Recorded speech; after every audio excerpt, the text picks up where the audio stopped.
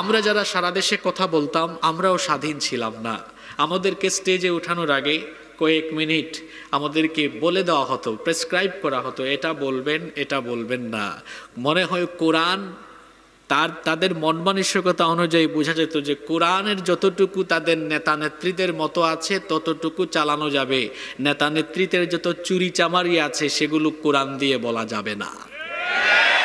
এভাবে করে আলেমদের কণ্ঠ রোধ করে রেখেছে। যে সকল আলেমরা কথা বলতেন সে সকল আলেমদেরকে জেলখানায় নিয়ে গিয়ে কাউকে কাউকে আয়না ঘরে ঢুকিয়ে দিয়েছে। যারা কথা বলতেন ভারতীয় আগ্রাসনের বিরুদ্ধে তাদেরকে ফাঁসি দিয়ে শহীদ করে দেওয়া হয়েছে। এরা গত 15 বছরের স্বৈরাচারী শাসনে শহীদ করেছে কোরআনের পাখি আল্লামা দেলওয়ার হুসাইন সাঈদ রাহিমাহুল্লাহকে। তারা শহীদ করেছে আপনাদের পাশেই তো পাবনার সন্তান, বিশ্ব ইসলামী আন্দোলনের অন্যতম সিপাহ সালার শহীদ আমিরে জামায়াত মাওলানা মতিউর রহমান নিজামীকে। তারা অসংখ্য আলেমদেরকে অপমান করেছে, বেইজ্জত করেছে। তারা বিরোধী দল বা তাদের মতের বিরোধিতাকারী প্রত্যেকের উপরে জুলুম নির্যাতন করে গোটা বাংলাদেশকে তারা নির্যাতন নিপীড়নে পিষ্ট করেছিল।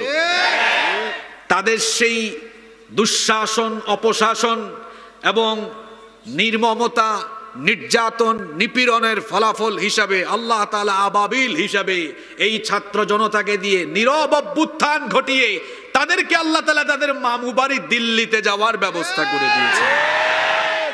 এ ঘটনা প্রমাণ করেছে বাড়াবাড়ির পরিণতি কখনো ভালো হয় না।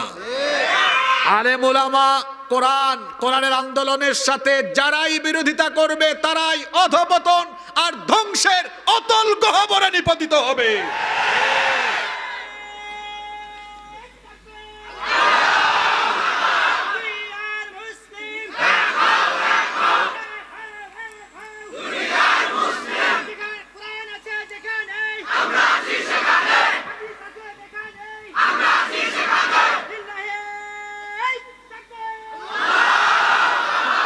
এত বললাম আমাদের কথা, আমরা কথা বলতে পারতাম না। শুধু আমরা কেন, এদেশের মানুষ তাদের নিজেদের মতামত পেশ করতে পারত না। বাক স্বাধীনতা কেড়ে নেওয়া হয়েছিল, কেউ কথা বলতে পারত না। আর এদিকে আয়োজন কমিটির কথা যদি বলি, থানায় যেতে যেতে তাদের জুতার তলা ক্ষয় হয়ে যেত। মাহফিল করতে নাকি অনুমতি লাগবে। মাহফিল করতে কি কারো অনুমতি লাগার কথা? জমিনটা কার? এই জমিনে কথা চলবে কার?